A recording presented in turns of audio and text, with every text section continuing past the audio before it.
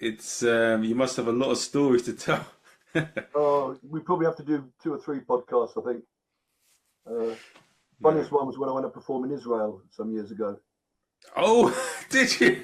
Yeah, yeah, a guy who's he was based over here. He's I actually forgotten his name. It was quite a while back. It was about a good 8 9 years ago, and he was a punk in. He's from Israel. He was a punk in Camden at the time, and similar age to myself. And he wanted to get me out there.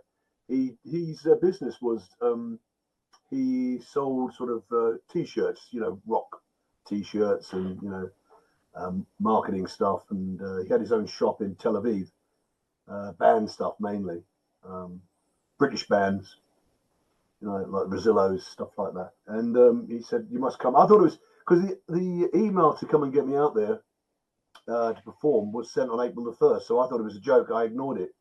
So I thought, you get a lot of that, people, well, you can imagine. Uh, and then he sent me another email. I thought, this guy's serious. And we went out to Tel Aviv and did a few shows out there. Um, this is obviously before the recent conflicts, obviously, when I nearly didn't get out there, actually, Oh, because I got to the airport and the Israeli airline woman called my name out, Peter Cunningham, and said um, they wanted to interview me. This is at the airport to see why I was going there. And I said, well, I'm a performer.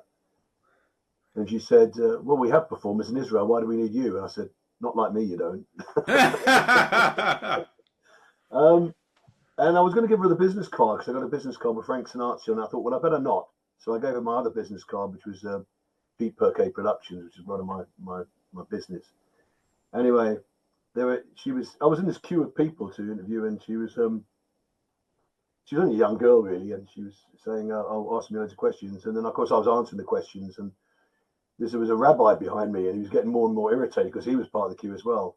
And I said, "Look," I said, "if you want to ask me loads of questions," I said, "but these people in the queue, they want to get on the plane as well." So eventually they let me on. I got out there, performed the shows that I did, two or three shows, and it was quite outrageous, really. I had sort of like, I mean, obviously the people there who came to see the shows were Jewish, and I had my photograph tape. They wanted photographs with me after the show. I know, and some of them were like Hasidic Jews, with the ringlet, and one or two of them started doing the old like picture with sort of salute. I said, "What are you doing? You can't. It's not right for me to salute. Never mind you to salute for pictures." I said, "Are you guys the new Nazis?" And they went, "Yeah, we are. That's the way we look at ourselves now."